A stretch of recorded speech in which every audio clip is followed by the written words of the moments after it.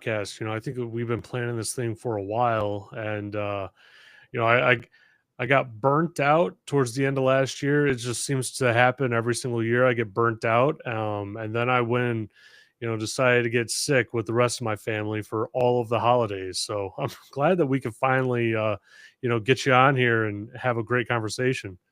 Thanks for having me. I'm glad you're feeling better too. Yeah, it was a blur last year too. I agree with that. Yeah, yeah. I mean, last year, I mean, literally, it was December, and I mean, my head was still in May. It was still like thinking about the summer and stuff. I don't know. I think when you have kids, like everyone says that it like speeds things up, but like it's so true because every single day is, I have a 2 year old, right? So every single day is her learning a new word or interacting with us a different way or, giving us attitude a new way, right? Like it's all fun and new. And when you have something like that, I mean, it just flies by. Absolutely. Mine are older. Mine are like high school and college. And my one recommendation is going to be don't blink, because Yeah. it's like mine came home for uh, the holiday break, and he just left. And I think the next time he comes home is going to be close to Thanksgiving. So it's like Yeah. when they're little, man, just adore that time. Yeah. It's fascinating, right? How priorities change and whatnot. And I was always the kind of guy that when a better opportunity would come along, like I would just take it. I wouldn't even think about it or anything like that, right? Well, now I've been remote for 5 years, right? And I have a 2 year old and I have a second one on the way, due end of April time frame. And fairly recently, I had someone offer me a job, better opportunity, right? Really big financial institution worldwide, a lot more money, right? And I mean, 5 years ago, I would have taken that without thinking about it, right? Oh yeah. The big problem was that I'd have to go into the office 3 days a week, and I sat there and I thought about it. I'm like, the pay difference isn't worth me not being home when my kid gets here, right? Like it's a weird predicament because even 10, 15 years ago, right, when I was getting into the field, I mean, it wasn't even an option, right? Like it was like you're going into the office, that's what it is. If you can't live with it, like get out of the industry. Yeah. But now, like we have that privilege of being like, nah, I'd rather be remote to save the 2, 3 hours of commute, just so I could have those hours with my kid. Yeah, the company I work for right now, their name is Corelight, and most of us. So I work in Corelight Labs, which is a research Mm, branch of Corelight. We make the algorithms that you'll see on the sensors, and we have researchers that are literally scattered all over the world. And it's really kind of neat because me being on the East Coast, I'll wake up at a certain time and I'll see a certain set of people on, but they kind of fade off. And then midday, a new set of people come on. And it's like we almost have 24-hour coverage because yeah. even for a small team, because we're scattered so much, and it makes it really beneficial for a lot of things that we do, like keeping processes running and doing research around the clock and stuff like that. Yeah, it's way more beneficial and it makes so much more sense for technology people in IT, to be able to be remote, right? I mean, like if the pandemic taught us anything, it is that there's literally no reason for us to be in the office, like literally zero, right? You can't use the excuse that the technology isn't there, it's not available, we don't have it. The VPN only takes so many users at a time, right? Like we don't even have that big of a trunk, right? Whatever those excuses were, all of that is completely gone. Them saying, "Oh, the business won't survive." It's like, well, you survived for 2.5, 3 years during the pandemic with everyone 100% remote. What are you doing now, right? Like, you know, uh, I regularly have an Amazon recruiter reaching out to me every year, every 6 months, something like that, right? Seeing if I want to come on. And this past year, or maybe four-ish months ago, one reached out to me and said, "Oh, it was like 2 weeks after the 5 day work week, push from Amazon, Yeah. right when they announced it." And I mean, he reached out to me, and the very first thing I said was, "No, I don't think I'm interested because I wouldn't go into the office 5 days a week." And that's really saying something because even a year ago, I interviewed with a team there, and they were 3 days in the office. And I asked him, I was like, "Well, where's everyone located?" Right? And the hiring manager was like, "Oh yeah, some people are in New Jersey, New York, Washington, Seattle. You'll be the only one in Chicago." And I said, "So I have to go in to work remote." He said, "Oh, you don't have to think about it like that." I was like, "No, that's what it is. My entire team is around the globe, right? In different time zones. I'm never going to see them face to face in person. You just told me I won't, right? So what's the point?"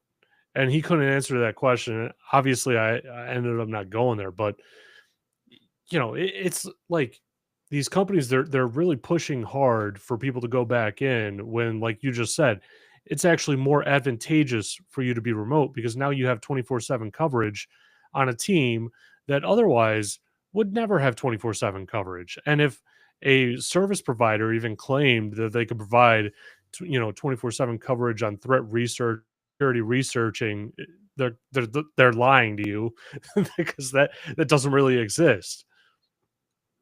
Yeah, one of the in our area around the Washington D.C. area, there's an interesting little twist because like you, I see these things come across, LinkedIn and stuff, and around here it tends to be government contracting type of work, Hmm. and most of that type of work tends to be classified. So it's like if you Yeah. see something that's, I don't know, from like Raytheon or some, really big defense contractor, you almost know immediately you got to go in for that and do the classified work. And, Right. for some people, if they're not living in DC, they're not going to be able to do that.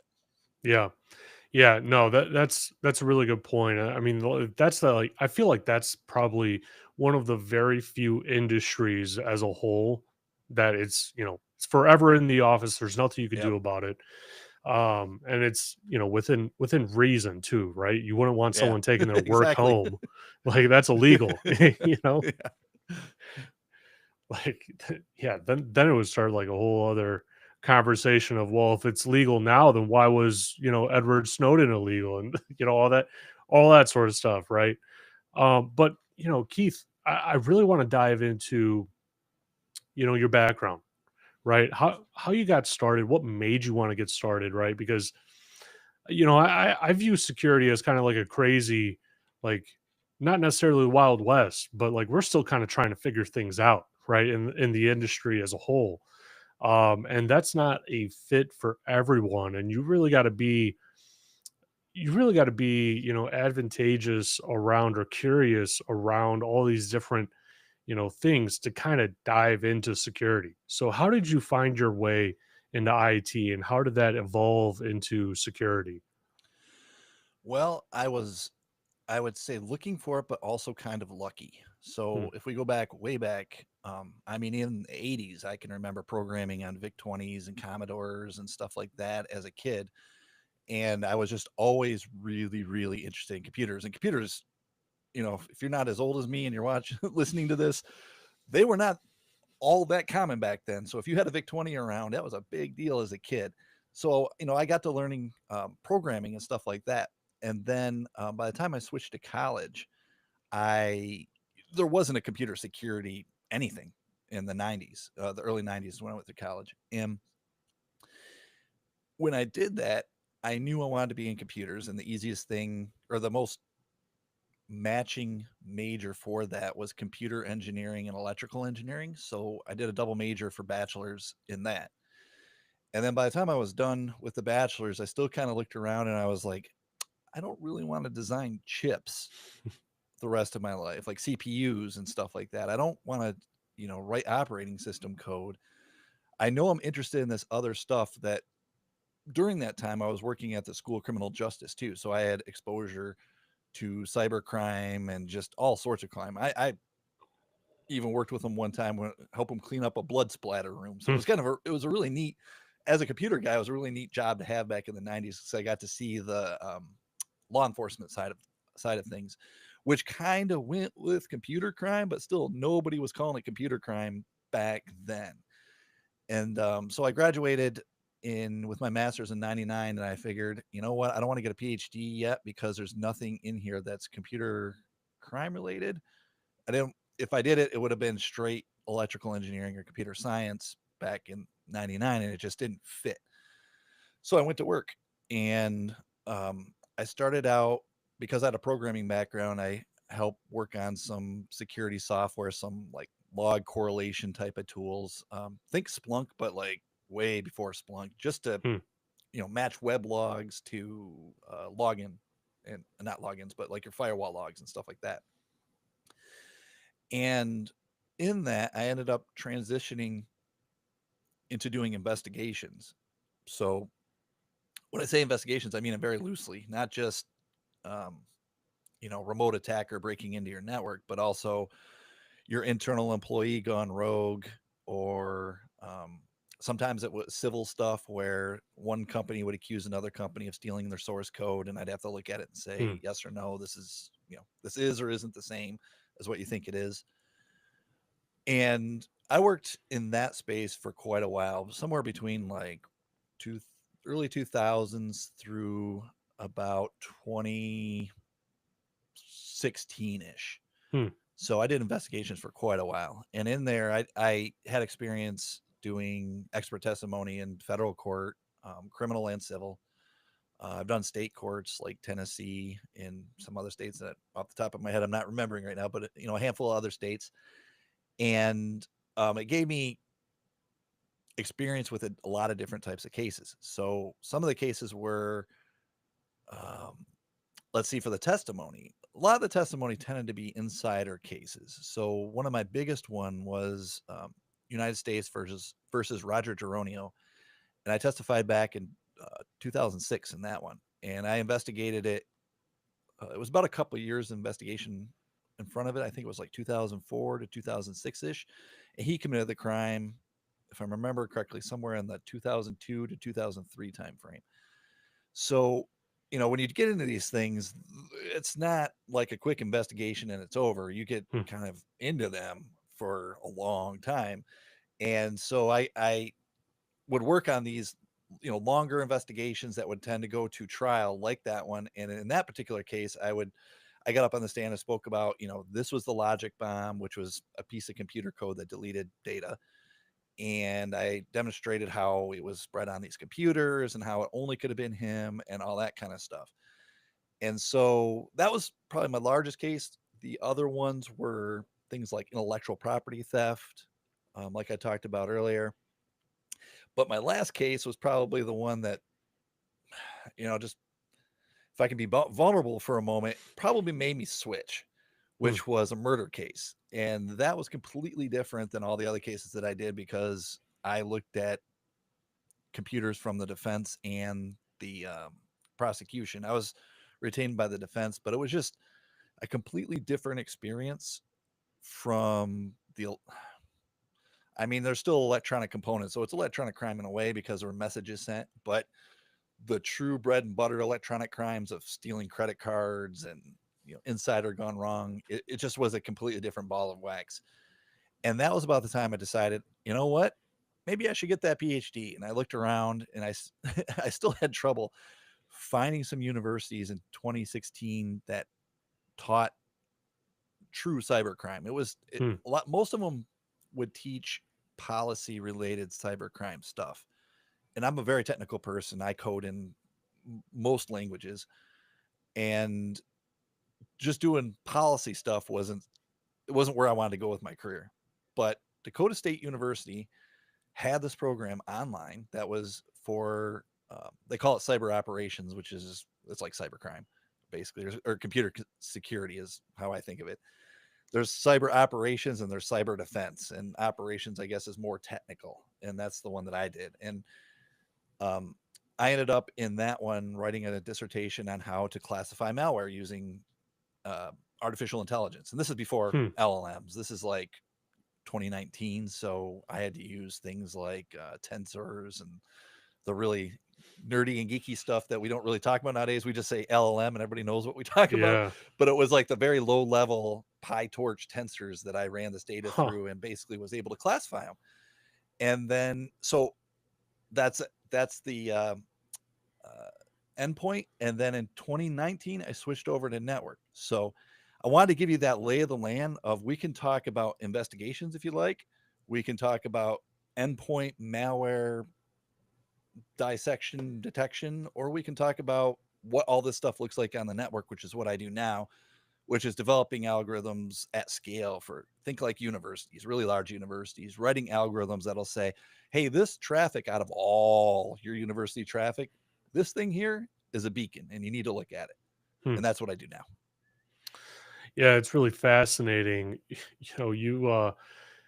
When you were getting your PhD, I was like just getting into getting my master's in cybersecurity, and I saw that exact same thing where it was all policy, it was all theory, right? There was no hands-on keyboard.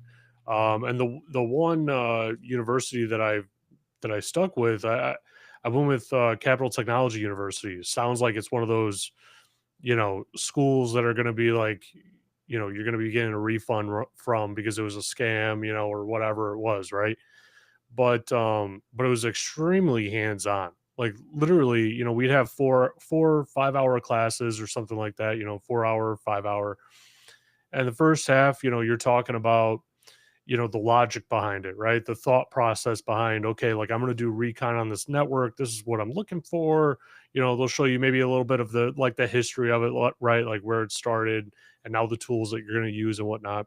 And then the second half, like you're actually doing it, like they walk you through setting up your home lab, right? What does that look like? What do I even need?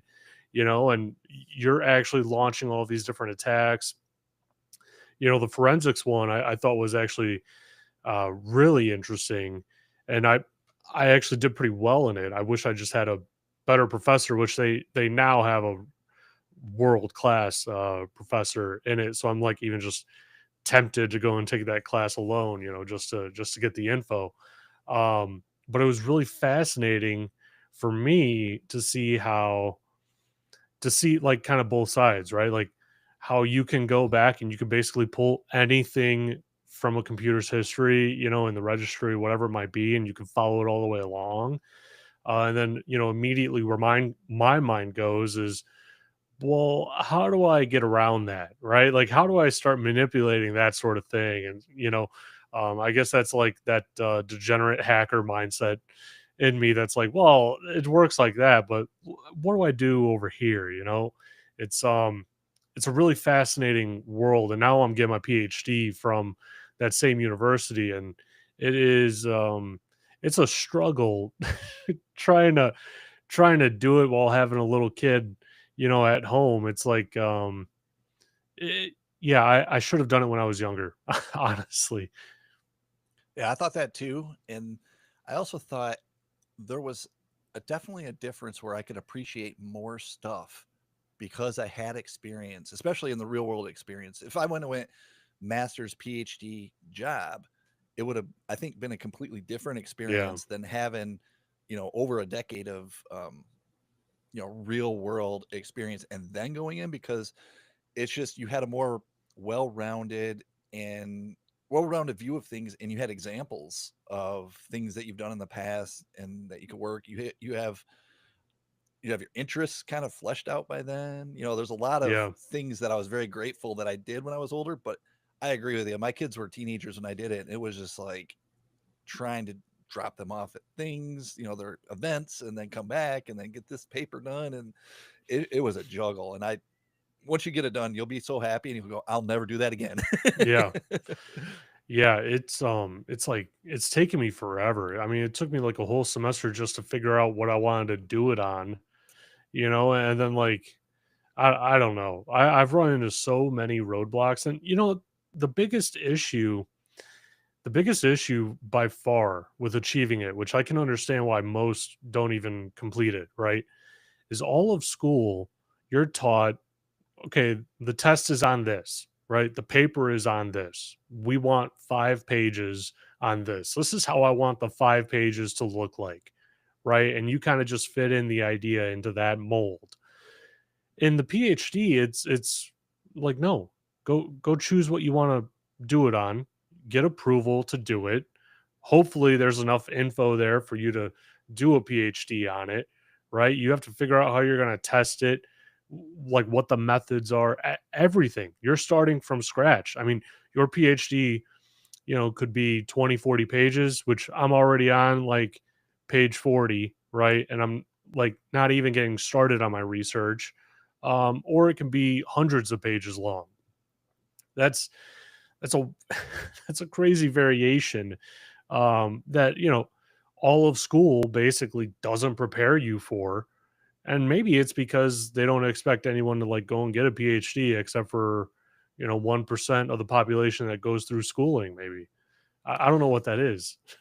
There was a really good quote that one of my professors or advisors said to me one time, which was, your bachelor years, we tell you what the question is, and then we tell you what the answer is. In your master's, we tell you what the question is, and then you tell us what the answer is. And then when you get to the PhD, you tell us what the question is, and you tell us what the answer is. And I thought Yeah. that fits perfectly with my experience. And even now, with the research team that I'm on, there are things that I will just say, I'm going to write a detection for this. And nobody will ask you, nobody will tell you how to do it or anything. And it mirrors that process that you learn in your PhD, which is okay, go out there, do your literature review and do this, all this other stuff. And a lot of it is self motivated, that when you get on research teams like this with people with PhDs and so forth, at least in my experience, no one, there's very, there's probably just as many things that I'll just pick up and do just out of Hmm. curiosity as things where the company says, "Hey, we'd like to develop this thing." So it's kind of nice, and it does very much. At least my experience is very much mirrored what I experienced in the PhD, of having some freedom to explore and come up with different things. Hmm. That's interesting. So to backpedal just a little bit to your expert witness days, how do you even become an expert witness? Because I got my bachelor's in criminal justice, and you always hear, oh yeah, they just pulled some guy, right, that has experience with it, and he talked about it, right? You don't. I mean, I didn't even realize. I literally thought that it was pretty much only that way. I didn't even realize that you're doing any research into it, or that you're, investigating the case to some extent. What is that like? Like, how do you get verified to do that? Well, let's see. So it's not like I jumped into the job. It kind of just was part of the job, where Hmm. I would do investigations, and then let's say you do 100 investigations, and some of them might involve court, but a vast majority of what you investigate, if you find something, somebody's going to settle either in criminal or civil, and you don't really see court. It's just kind of to develop some data so that they can start making arguments, and then somebody will settle. Right. But then there's that small percentage that the sides won't agree, either be it criminal where they're like, "Hey, I'm going to trial," or it's civil and they're like, "We're not going to pay that much," and they decide to go to trial. And in those cases, I've already been on the case when it went to court, so Hmm. I was just the person. There was nobody else that did it, so it was me. And the process itself is pretty interesting. And I haven't done it since 2015, so if there's any lawyers listening or anything like that, it may have changed, but this has been my experience. So you'll typically get a case, and I'll work for a company, and that company will say, "Hey, we landed a case. It's let me think of one that we did. Well, let me take the Dronio case. So it was probably 2003 ish when the company I worked for retained that case, and I got assigned to it. And it basically started with, okay, we think this person deleted all the data on the UBS Payne Weber's trading system so people couldn't Hmm. trade stocks. Because back then, I mean, computers were a lot harder to come by than they are now. And it was like each office had this server, and the server was responsible for processing these stock Right. trades and stuff like that. So if you go in and knock one of those out, in theory, they can't trade. Now, in reality, what happened was they just took out paper and they continued to trade. It was slower and they didn't get as much done, but that's how they did it in the past, and that's what they did when these systems went down. And so in that particular case, they said, "Hey, these systems were deleted. there's no hard drives or anything you can look at, but we got these tape backups of what they looked like right before they went bad. And I was like, okay, so you have to go down the whole path of I have these tapes and I got to figure out what format they are. I got to figure out what tape drive I need to get into, how to restore them, what programs they use. And there's like, you see, there's like all these steps you got to do just to Yeah. get to the data. And it's like you have the data at that point and you start doing the investigation. And that particular one, I was able to pinpoint it down to a particular user, which ended up being the person that was arrested, anyways. And so what happened was once you come up with your conclusions, you write a report. Now, in the legal world, there's two types of witnesses. There's a fact witness, which you can say things like, I saw the red car go through the light. And then there's an expert witness who can give you opinions, which would be, it was my opinion the person was drunk when they went through the light. You know what I'm saying? Where it's Yeah. like you have to apply some knowledge and critical thinking to it. Whereas fact, you can just, that's it. You can only say the facts. So as an expert witness, there's this whole process that happens with this, with these opinions. And you start it by writing a report, a physical, like paper report, and you give it to the attorneys, and then they'll give it to the other side, and then they'll get an expert, and then that expert will go through there and tell you why you're wrong and how could you ever think this way? You're completely wrong.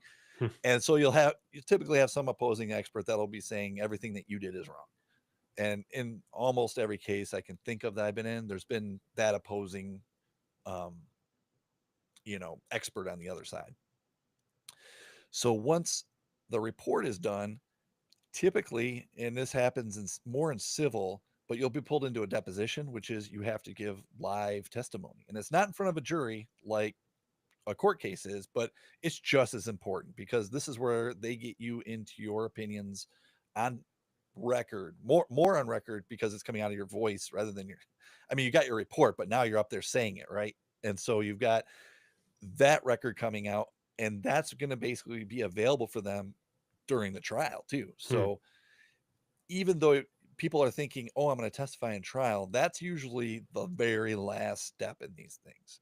So there's things like depositions where it's just as important for the trial, but it's a completely different environment where there's no judge, there's just a court reporter, the lawyer you're with, and the lawyer asking you the questions. And I've had those be wild. I've had lawyers throw their pens in the air because I wouldn't answer a question their way, the way they wanted me to, and all that kind of stuff. And it's just wild because there's no judge and jury, so they can pretty much do everything. But what's on the record is on the record. So when the guy throws a pen, you have the attorney going, I don't appreciate you throwing your pen and stuff like that, Yeah. just to get on record. So if you're at the deposition point and you've given your deposition and they still haven't settled whatever it is, the criminal or civil case, then typically you'll go to trial. And then, by the point you're going to trial, you've had a lot of this writing the report, doing the depositions and all that kind of stuff to get there. So it's not really a surprise, or you're not really coming up with your ideas at the last moment or anything. It's months and months and months prior that you've written this report. And it's kind of like going to trial, sort of putting the bow on the package where you're now just basically saying what's in your report, and then it's left up to a jury or a judge to find if what you're saying is believable or not. Hmm. That's interesting. It's more of, I guess, like right place, right time. You're at the right company that gets that sort of thing, and you're in the right role to be able to handle that sort of situation, which is it's fascinating, right? Because I would assume you would learn a whole lot, probably a whole lot more than you would expect, because you're now looking through, different ways of doing different things, and the the background tasks of, the bits and the bytes, right? Like what's going on, over here, and how does all that tie together? Like what enabled them to, delete that entire database, which is pretty crazy that that happened, and now they're back to trading with paper. I don't even know how that works, but I could imagine. I worked for a financial services, firm like that before that did a lot of trading, and man, if something happened to that data, I mean, they might fire your entire floor just because you were on it. Like, Well, this might give you a chuckle then, because when you're an expert witness, a lot of times the lawyers will only give you just the piece of the case that you need to know. So that way you won't be asked questions about stuff that you just have no business knowing about, right? right. So I, it's kind of like they kept horse blinders on me where I could just look at these. All I knew about up until trial were these tapes, right? So like that was my view of this whole story. But because I was an expert witness, I actually got to sit and listen to the whole case Hmm. and all the other witnesses that went up there. And so what I found was there was a logic bomb set off by this particular administrator, and I found it in his home directory. I found it on his home computers and stuff. And I thought, wow, that really tied everything together, right? And I'm sitting there, and then I'm listening to the Secret Service agent, and he goes, "Oh yeah, we found a printed copy of that logic bomb on his nightstand next to where he slept." And I was like, like, you almost didn't even need me at that point because you had it in his house next to where he slept, which was just, I've never heard of that. I've never seen anything like that since. It's just crazy. That's that's crazy that someone would print it out. Right? I mean, what's the purpose of that? You're gonna hang it up on your wall? Like, I did that? I have no idea, but it was, you That's know, wild. I'm looking at this. I'm like, I just built my opinion on all this electronic evidence, and then there's like this one physical piece of paper that I had no idea was out there that basically said this guy definitely knew about this logic bomb. Wow. That's pretty crazy. It's yeah, that's really fascinating. So you went from there into more research. Did the PhD kick off before you got into security research, or was it the same time sort of thing? Pretty close to the same time. I did that murder case in 2015, but my whole life I've been doing software development stuff. So when I was an investigator and I'd work with other investigators, I would write tools. Hmm. For instance, to do PCI compliance, you have to search for credit card numbers. And at the time I was a PCI investigator, there were no tools to do it. Oh So wow. I developed, an extension for our forensics tools to search across it. So my interest has always been to write these things that help make one person look like 10, or at least help 5 people do their jobs easier than if they were to do it without it. And so that research part was always there for me. And at the end of that 2015 era, when I started my PhD in 2016, that's when I switched. It was a pretty hard switch from doing just general investigations to malware analysis. So specifically, I started focusing on malware at that point. Even though I dealt with them in investigations, it was more like I was like a general medical Hmm. doctor in a way, and what I was doing is saying I now want to look at cancer research. That was the equivalent of the computer switch of Gotcha. what I made. Hmm. Okay. That makes sense. So then, talk to me about being a security researcher. Like, what is that like? Is your company kind of just like setting you wild on a topic, right? And figuring out what's going on over there, or what is it like? Sometimes they do, and sometimes I come up with them on my own. Sometimes they give me an idea and say run with it. Sometimes they already have an idea of what they want. So sometimes you'll have these like company ideas where they'll say, "Hey, like for instance with Correlate, we have this part that I helped write called application identification, which looks at connections on your network and tries to tell you something about them." So, for instance, if you were going to GitHub to get some source code, this algorithm that I wrote would notify you and said, "Oh, that connection there, that's GitHub." Hmm. And oh, this connection over here, this is going to LastPass, and this connection over here is going to Microsoft Office, and generic things like that. The company will tend to come to me and say, "Hey, we want something that will do this," and that was one example where they basically said, "I want this idea," and I just sort of ran with it and figured out the ways to do the detections and alert the user and stuff like that. Some other ones, like if you follow some of my postings, I will quite often post a detection for a malware family. Those I just pick up. So a lot of times I'll be crunching big data sets with, think big universities, all their connection logs, looking for patterns and stuff like that. So I have little gaps of time where I'm waiting for computers to do stuff. So in one of those gaps of time, I went to any.run and started looking through they have like this top 100 or top whatever number it is list. It's a giant list of these are all the submissions that we have. And they basically rank them from this is the most submitted sample to the least submitted sample. So when I get bored, instead of doing a crossword puzzle or something like that, I go to that list and say, all right, I don't see a detection for this malware family. And then I'll start poking into their PCAPs, which they allow freely, that you can download them out of that network section.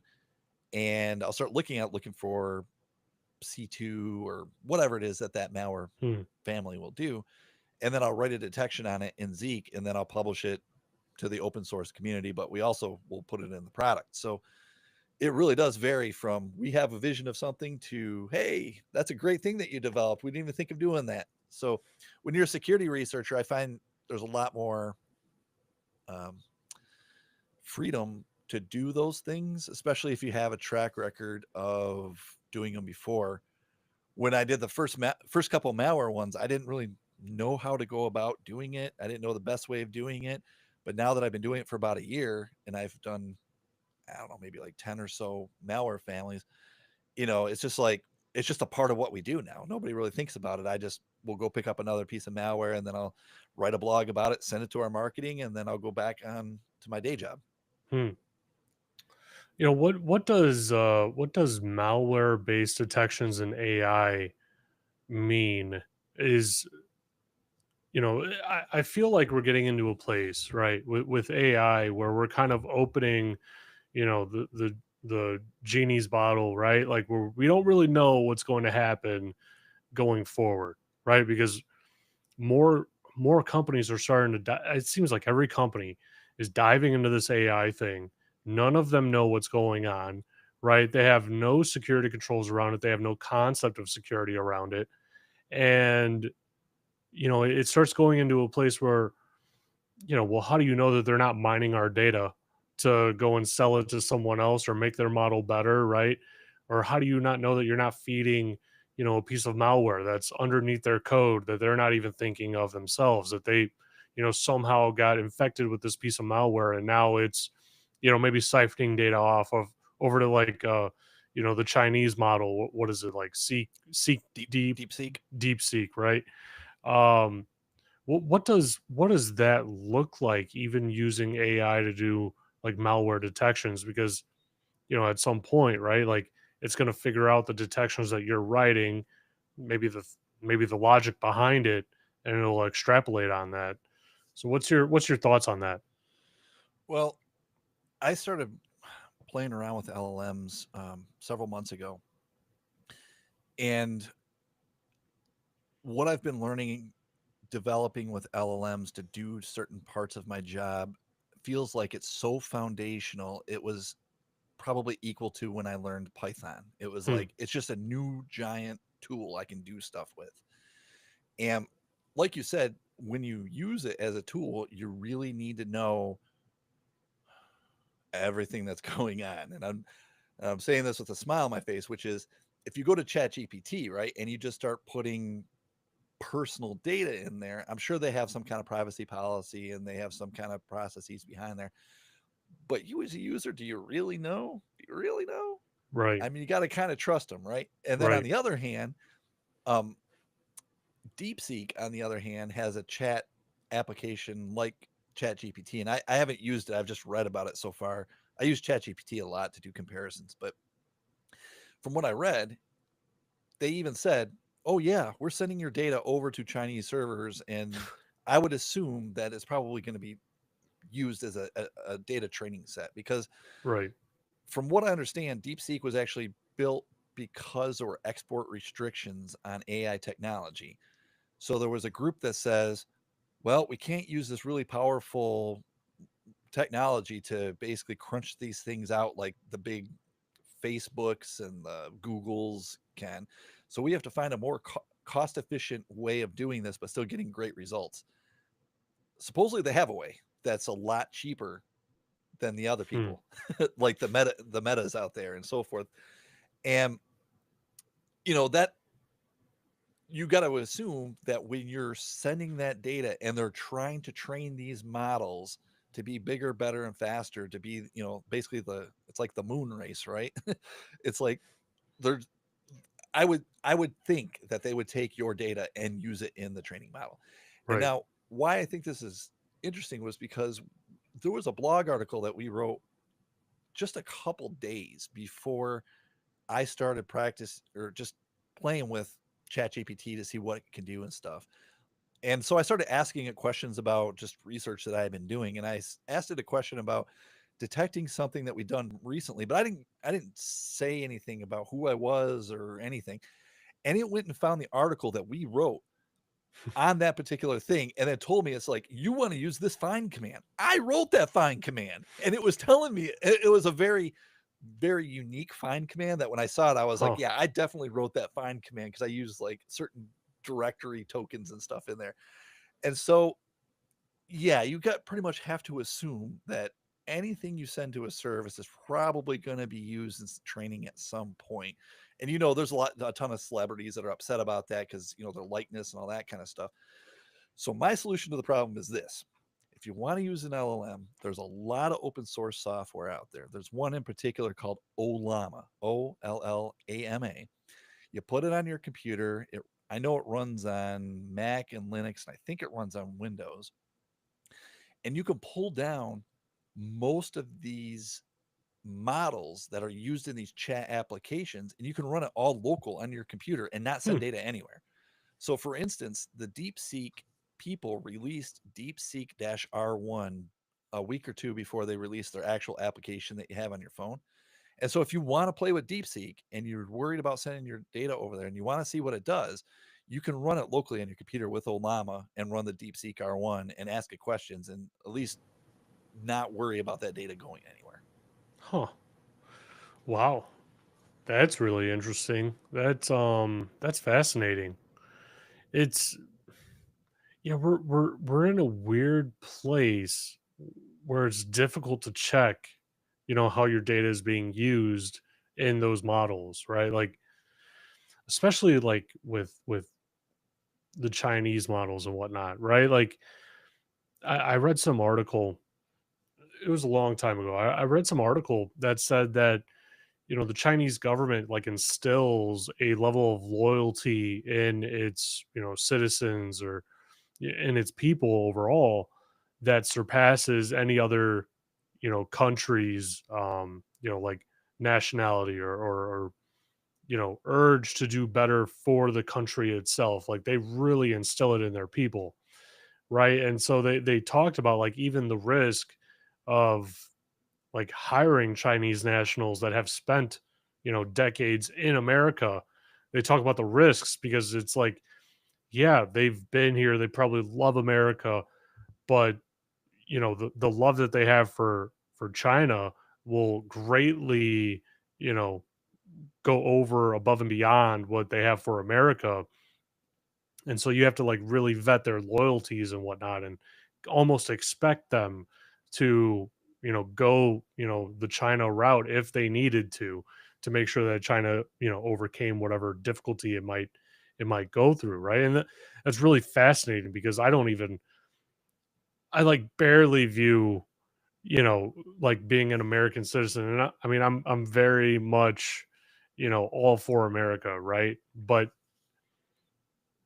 I don't know that's I feel like that's still a different level. That's still something completely different. And so now we're kind of going into a place where these models will be used against us and we trained them. you know, that's a Yeah. that's a I feel like that's something that no one really wants to talk about right now. Yeah. I think we're still figuring out what these things can do Yeah. because almost daily, I will think of an idea and I'm like, I wonder what the LLM will say to this. And I'll put it in and I'll be completely surprised and be like, I can't believe it. It was so spot on. I mean, there's Yeah. plenty of times it's not, but there are other times where I'm like, there's no way it's going to get this. And I put a question in and it comes back and I'm like, oh my gosh, I just didn't expect that. And I would say to add on what you were saying, about 15 or so years ago, I did an expert witness case where it was theft of intellectual property. It was criminal if I remember right. I think it was criminal. It was the Department of Justice, so I think it had to be criminal. And what I learned is there's a whole, like, the cultures are different even. So business wise in America, we write contracts. And if you Hmm. and I have a contract, in a perfect world, we would abide by that contract. And if one of us broke it, we would sue the other person and they would get, the situation would get rectified. Whereas in a particular case that I was an expert witness for, I found that, or they explained to me that in China, you'll have contracts, but it's more like a suggestion than it is Hmm. what it is in the US. So in that particular case, it was kind of like you said, where there was this American company that built some software and they wanted to go reap the reward of being able to sell it in other countries like China. And it's more difficult, I think, at least back then, to sell in China. You had to have an office in that country and all sorts of stuff. Well, what they did is they took that software, put it on a server over there, and put it in China. And then they were like, "Oh, you're in America? You can't do anything. This software is ours now." Yeah. And basically, owned it. And what happened was the person that was still in the US, that was the person that went on, that I was an expert witness in his case. He was the defendant. Hmm. So, that threat has been there for probably a couple of decades, where it's like we want to be able to sell our product, either a physical or software product, and there's this great market over there, but if we sell it over there, we're running the risk of being reverse engineered or stolen or something like that. So yeah, it's I think that older style of intellectual property theft that we saw for so many years is just now kind of translating into LLMs, where LLMs will just eat up as much data as it can in order to train itself. And that's, kind of in a way like taking other people's intellectual property if it's not already public information. Right. Yeah. you know, I work for a large automotive manufacturer, and we have a whole Chinese division and everything else like that. And we were talking about, I think it was my architect was talking about different security controls in China and stuff like that we had. And I just looked at my CISO and I said, "We're in China." And he said, "Yep." I was like, "So none of this even matters then. They have everything that we could ever have over there." He goes, "Yep." And I said, "Are they at least different cars?" He said, "No." I was like, "Okay, so they have everything that we sell then." Yeah. And like the discussion ended right there. Like it's very safe to assume we have a presence in China. China has a policy where if it's in China, it's the Republic of China's property basically, right? And there's nothing that you can do. And so now it's turning into like AI models and consuming all the data that comes with it, right? And we're getting into a place where it's almost like these models are going to start writing themselves if they're not already and we don't know about it, right? I mean, is that kind of how you see it too? Because we're going into a place where, I mean, even ChatGPT was saying that they're running out of data to train their model. I mean, they're It, running out of data in the knowable world. How insane is that? it is. It's crazy. And the the part that I sat back and when I tell people, especially that are out not in the computer world, and I say, listen, so I run these chat GPT like models, pick like DeepSeek or whatever. I actually like 5.4. That's Microsoft's model. It's very good with cybersecurity questions. Hmm. So I've been using that one. And I'll run that locally, but I'll run these prompts and I'll get some data out and I'll be like, that's not exactly what I wanted. So what I'll do is I'll take my prompt that I usually send to my local model, and I'll go to ChatGPT and I'll say, listen, this thing is producing some data that looks like this, but I really want it to look like this. How can I make this better? And so I have one chat actually making my prompts better for my other chat, and it actually works. It's crazy. Huh. Wow. Yeah, for a lot of the PhD research that I'm doing the literature review right now. So I'm using Grok and ChatGPT pretty heavily, finding the right papers, finding the right quotes even within the paper, tying it all together.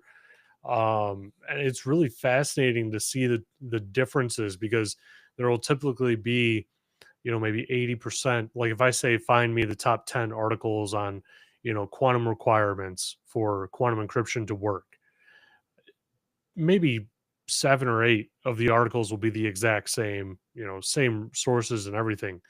But then it's those outliers, that it categorizes something higher above another or adds in different articles and whatnot. Um, and it's interesting to see it just pull together because it's like the new version of the search engine. I don't go to Google. I didn't go to Google like one time to find any of these articles. I literally just went to this LLM, and I mean it probably knows more about it probably knows exactly what I'm researching and has its own dissertation in the background ready to go. Ask it, ask ChatGPT what it's learned about you. That's an interesting response. Oh. So I'll ask it things. I'll just think of random things. I'll be like, "What's the funniest thing that I've told you? What's the coolest networking thing that I've shown you? What's the coolest coding thing that I've worked on?" And it'll weirdly summarize stuff that you did like 30 days ago.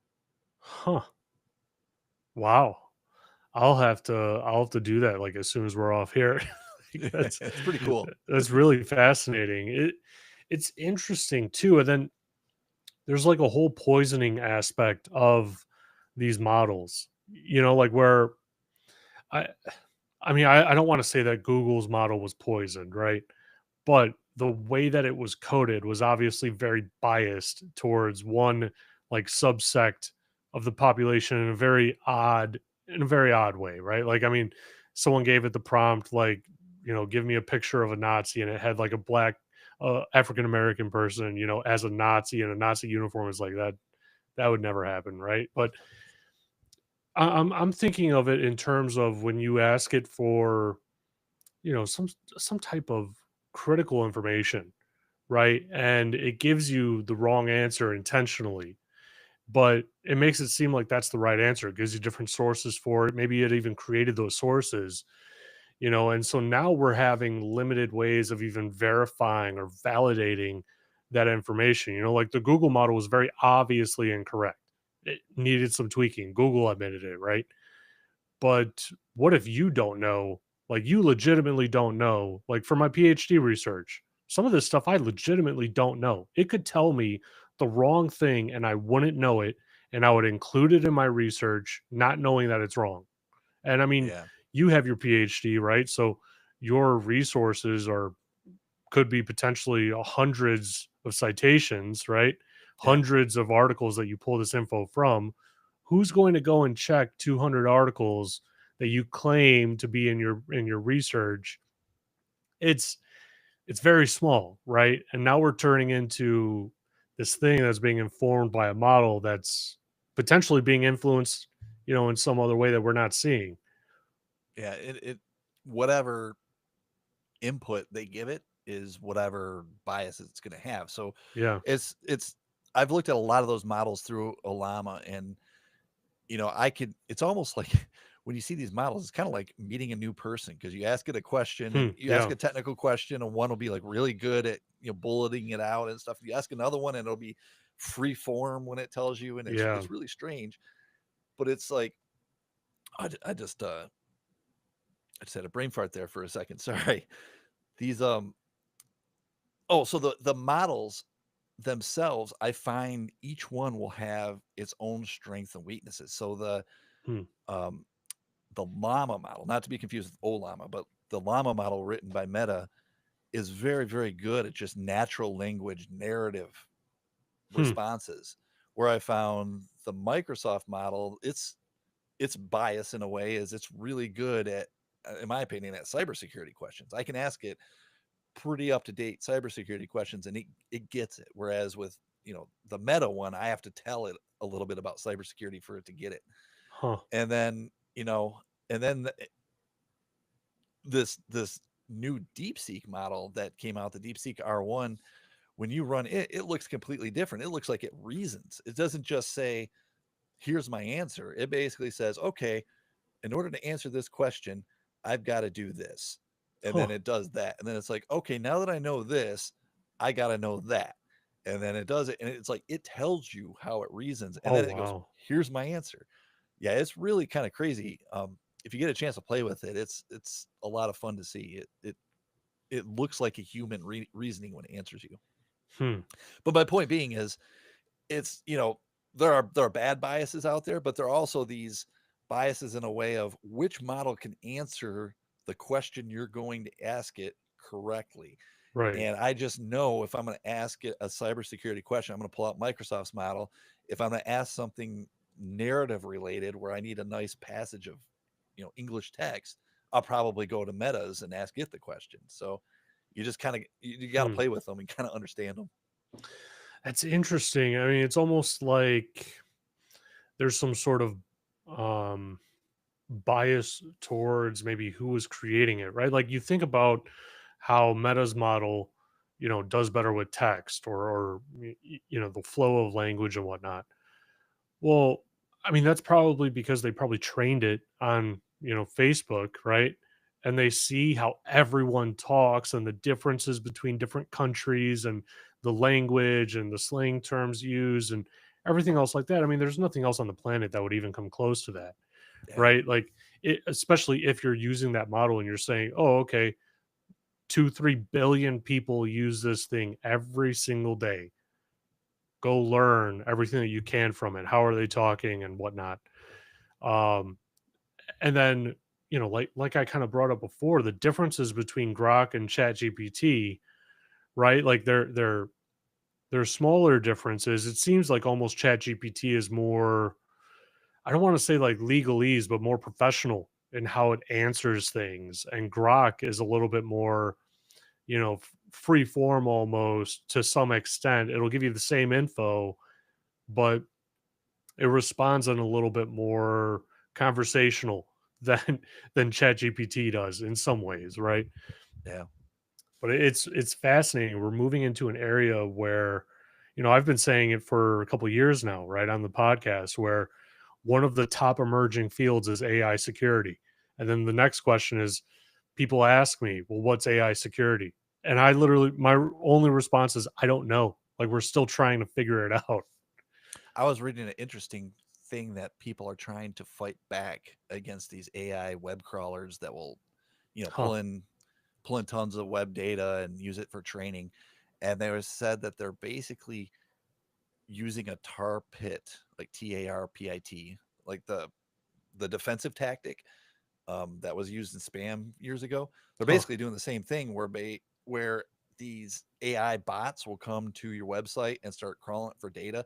And instead of you saying, all right, I'm going to give you my normal data, when you recognize it, you go, I'm going to give you a bunch of links and you're just going to keep traversing down these links. And I'm just going to make you busy forever because you're bothering my website. Wow. And yeah, it was pretty interesting. I was just like, I was sitting there and I was like, I never even thought, like, I wouldn't even never even have thought to do that. Right. And now you have people that are basically building defenses against these AI bot crawlers because it's hitting websites millions of times a day to pull in new data. Wow.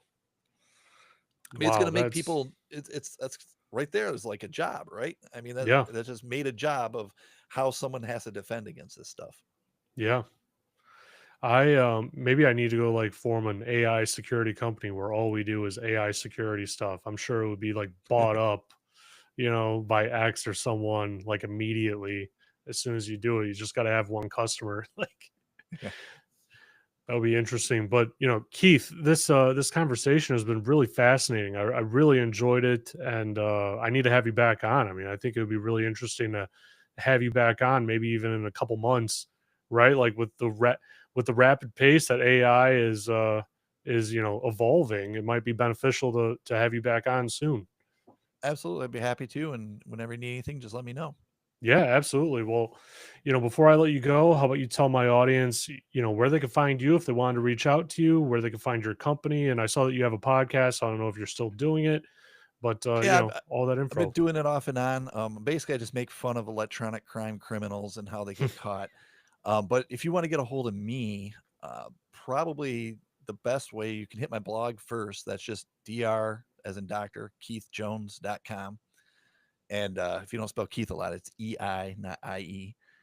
And that would be my personal blog. My work, the company I work for is named Correlate, and they're correlate.com. They have network sensors that detect a lot of these things that I was able to talk to you about today. And you can find me on LinkedIn. I'm always on LinkedIn. That's probably the number one social media place that I'll visit the most. And just do a search on there for Keith Jones, and I'm in Maryland. I should pop up there pretty close to the top. Awesome. Awesome. Sounds great. Well, thanks everyone. I hope you enjoyed this episode. Thank you much. Cool. Yeah, it was a fantastic conversation. I mean, I feel like we'd go for another hour, you know. Yeah, it was a lot of fun. Yeah, sorry for